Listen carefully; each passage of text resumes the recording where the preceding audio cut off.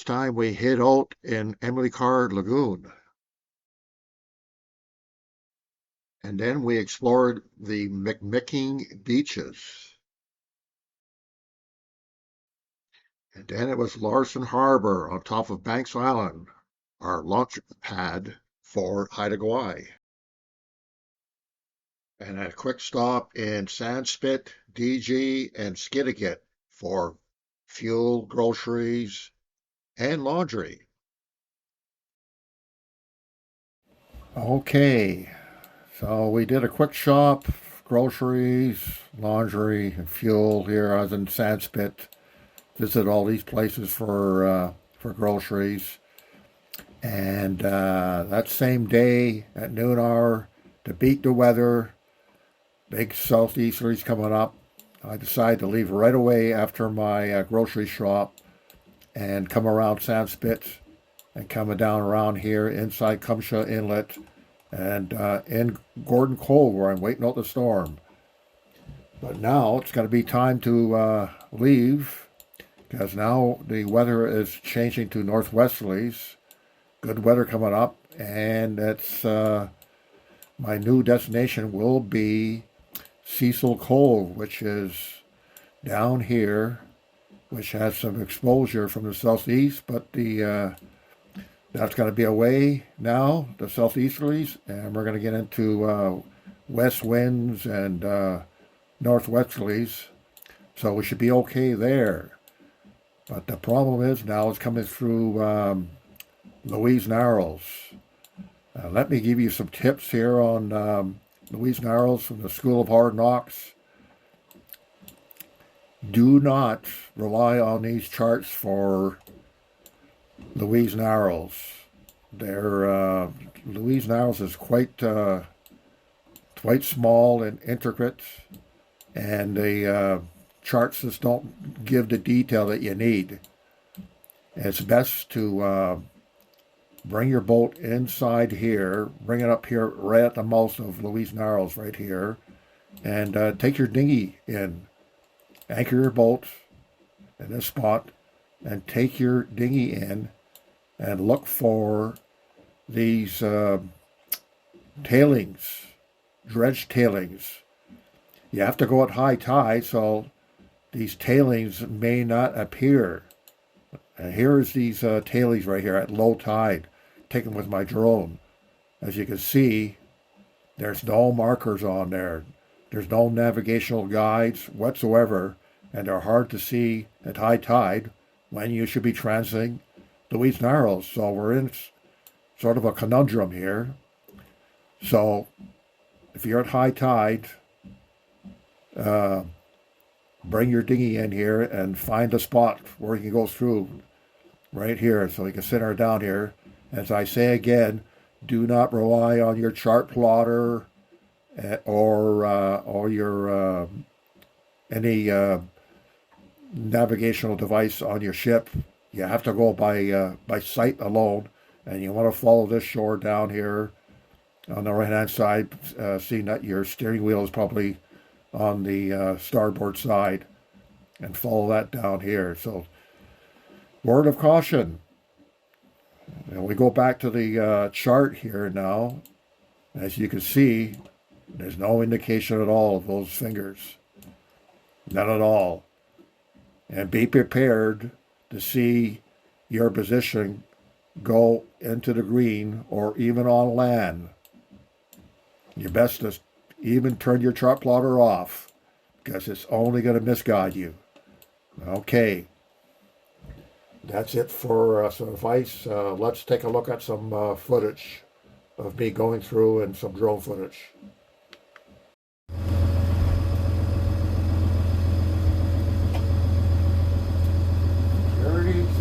Security. This is Seafoam, 40-foot motor vessel, southbound Louise Narrows.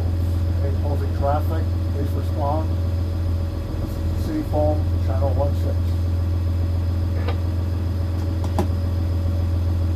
West Channel, calling Louise Narrows traffic. This is Voyage. We are entering Louise Narrows at the south end, transiting northbound. All right, sounds like you're in there already. I'll wait for you to come through.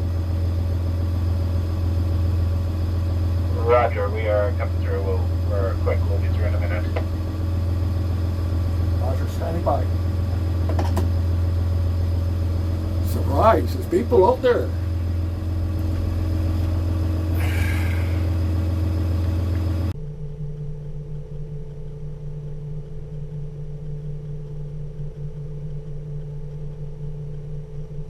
So this is what happens when you rely on your chart plotter and you're unaware of these dredging fingers.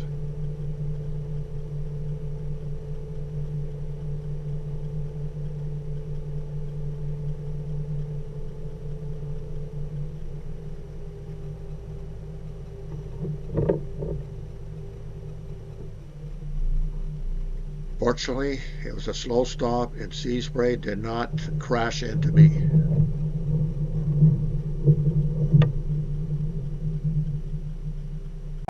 Here's a time-lapse video of me recovering the sea spray and rafting her to sea foam.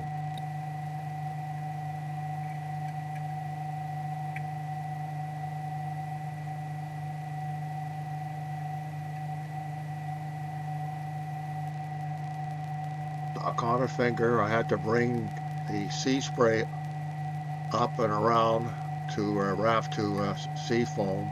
Unfortunately, there was a 3-knot current which made it quite difficult.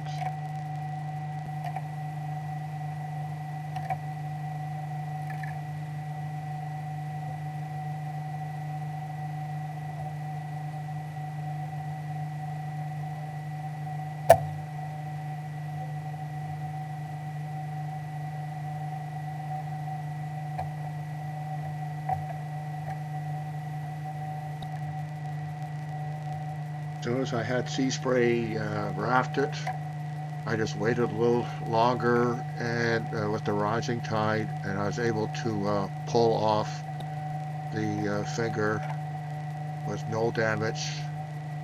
The tailings are basically I would call pea gravel.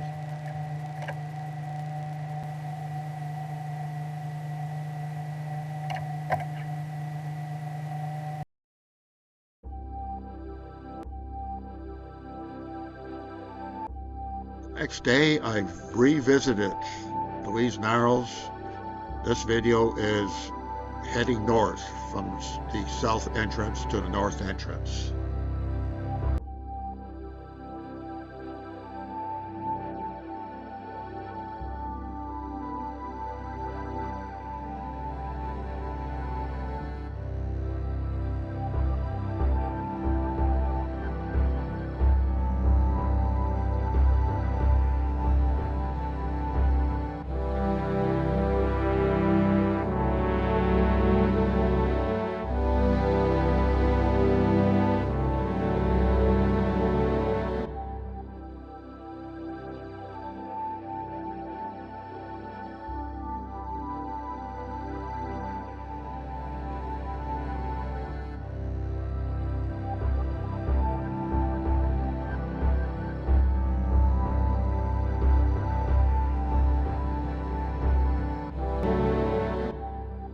There you see the dredging fingers.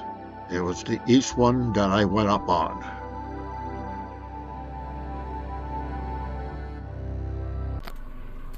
Okay, we're at the south end of Louise Narrows, and I got barely a room enough here to turn the sea spray around, let alone sea foam. Okay, there's the edge right there. Go to the other side. There's the shore here, it's even closer. On you, it's put a 5-foot tide right now.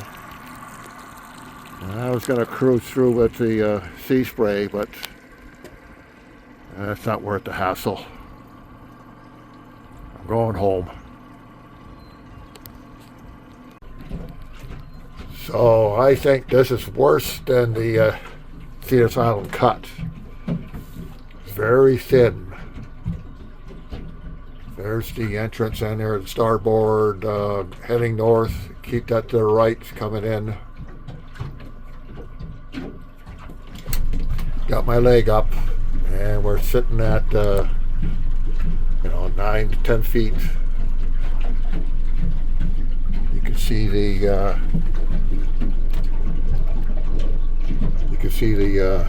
bottom right there.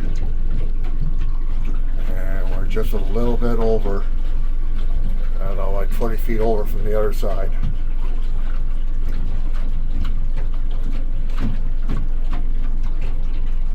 Oh good, Louise Narrows. You might want to consider going around the island, avoiding this place.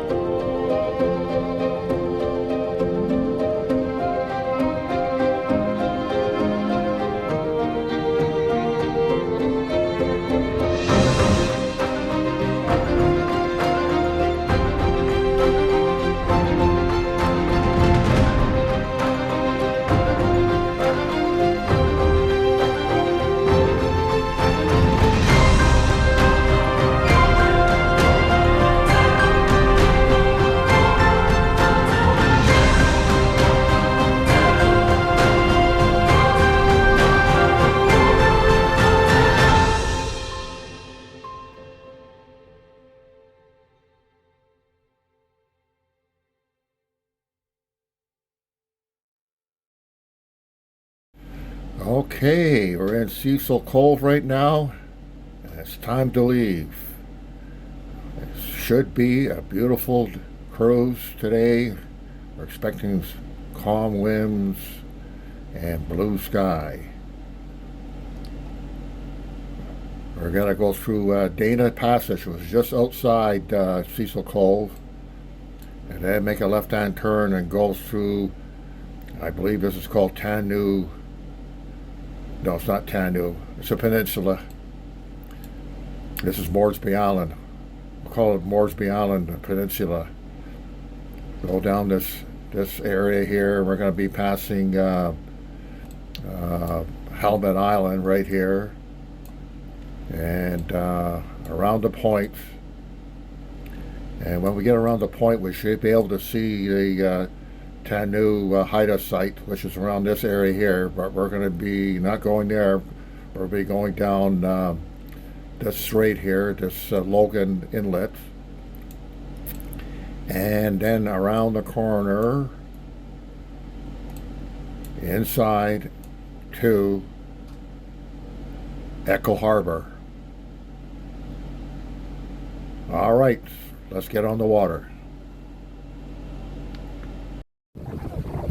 Okay, got Helmet Island beside us. There's Helmet Island, and in the distance is the Lost Island. There's the Lost Island from the very distance. Hopefully you can see that. Lost Islands. By the way, this is heckin' straight. Beautiful day at Hector Strait across right now. Half a meter. Now we're not feeling anything here. No sea at all. And we're going to be coming around this point to Logan Inlet. Going to be whipping around here. By the way, here's our, I got the GoPro right now hooked up to my old phone. It's an old GoPro 3 Plus.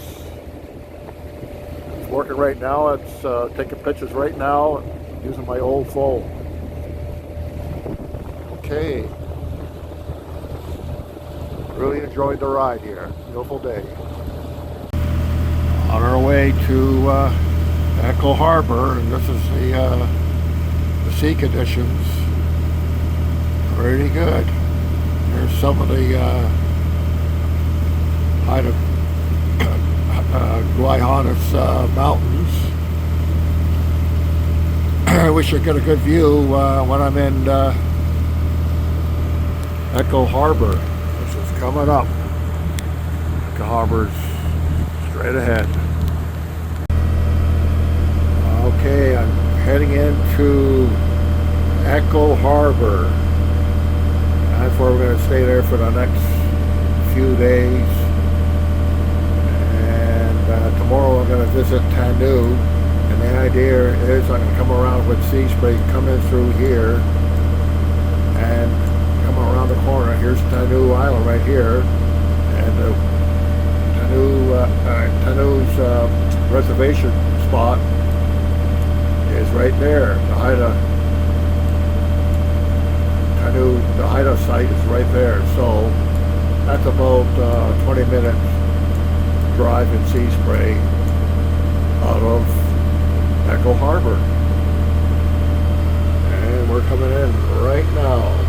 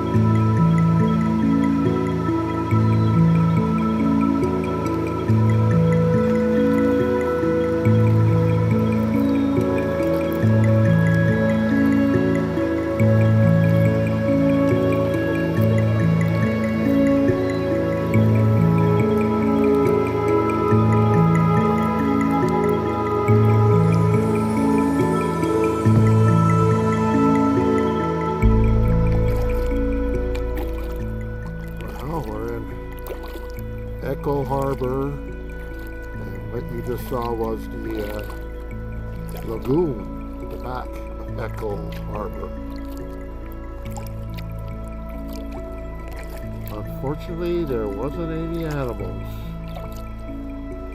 No bear, no deer. But we did see a waterfall.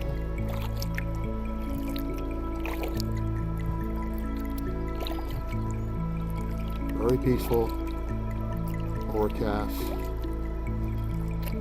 bright enough to wear sunglasses. I learned my lesson, always bring sunglasses.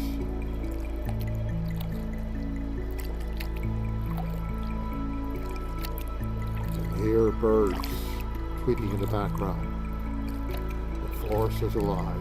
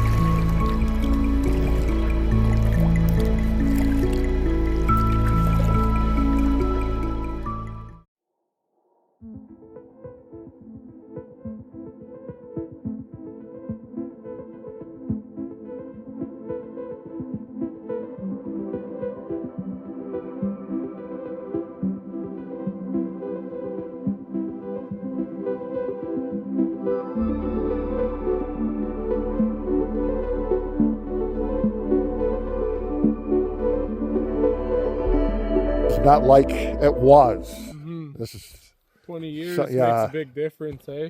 Yeah. I hadn't spent any time here since I was a child, and I just started working temporarily here last week.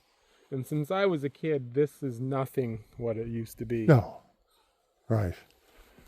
I just wrongly imagined that this is what it was like in those days. So it'd be nice and peaceful. But it's not. It's probably very busy and A bustling town. bustling town, right? If you look right there, you can see the top. Like there's a design on the top there. You can see kind of like the mouthpiece and carved eye kind of in the corner. And that was a memorial pole. Okay. So traditionally, when a man or lady of high esteem would pass away, their bones would be put in a bentwood box. It's just to hide a form of burial ceremony. So their bones would be put in a bentwood box and then put in the top of this memorial pole. Here, number 9. And that one was built after contact because of the 6 roof beams, right? Because before contact, they only had the 2 roof beams. Right, so I could all tell. All of the houses you see with the 6 beams, or the ones that are covered in moss, were built after contact. Okay.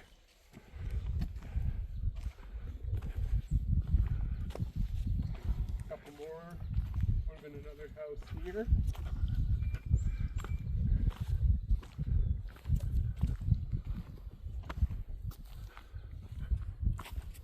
Post contact, you see all the several Roof beams. Beams, right? And I don't know if you noticed, but there's a couple holes along the way, and that is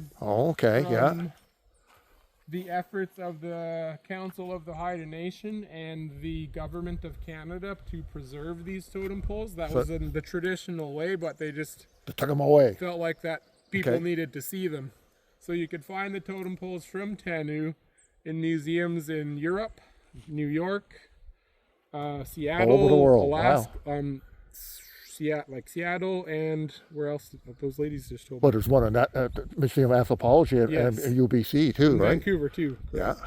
So all these holes you see here are where they chopped down the totem poles, and the Council of the Haida Nation and the efforts of the Canadian government, they hired local Haida loggers to come in and use the hand saws, and they did a nice job of getting them out of here, obviously.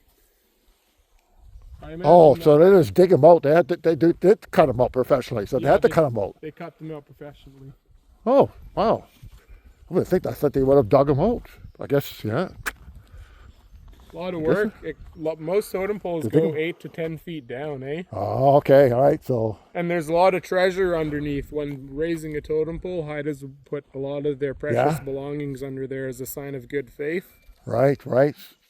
So, Pre-contact, you see the two beams? So this was built before. then around it, yeah, okay.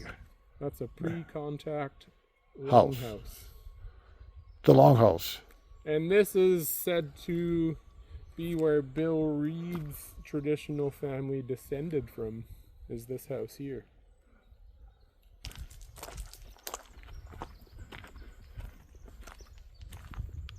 You were, how big your town was.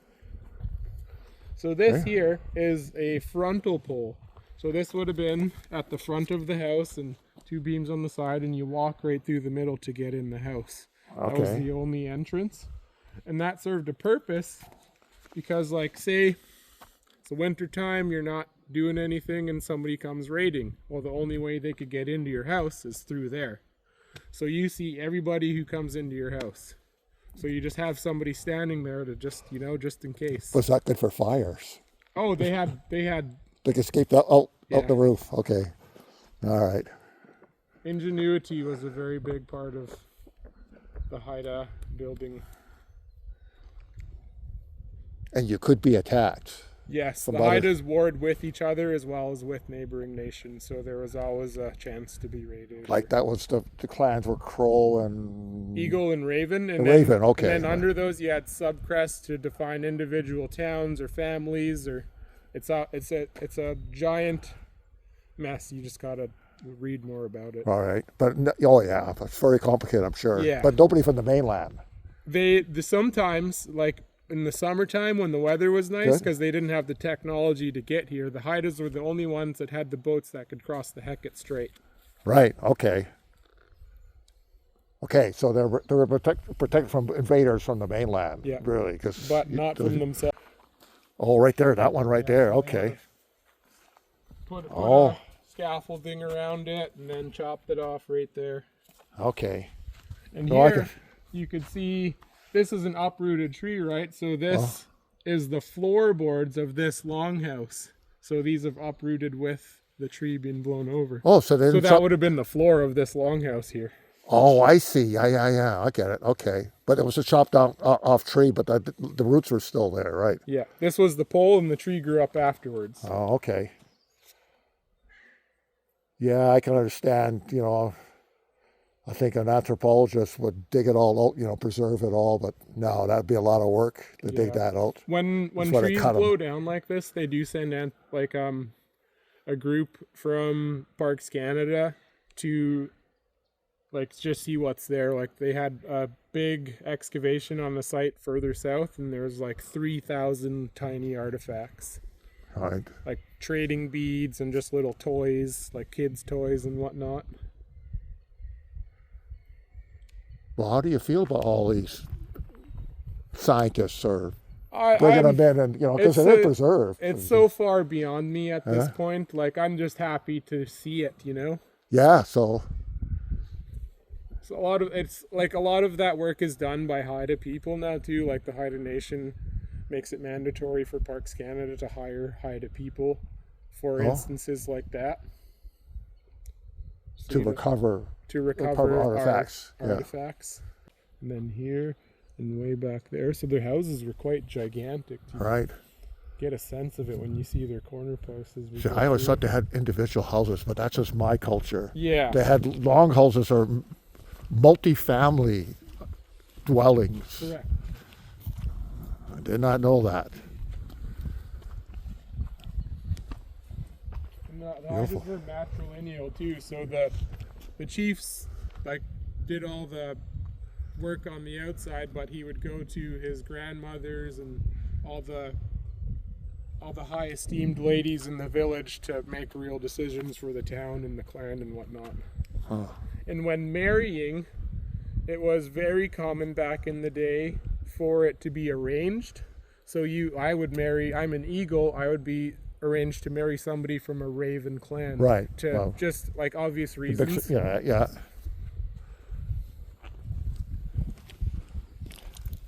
post, the front left. Yeah. And back there is the back right by that tree. So this thing was monumental. And then you see the 6 beams of the roof there, right in the middle. And every village had a water source on each side, and they kind of had, they canaled it, like man-made. It's obviously deteriorated now. Yeah. But back in like the 1600s, this would have been a pretty prominent creek where they did all their washing. This is laundry, yeah. Huh.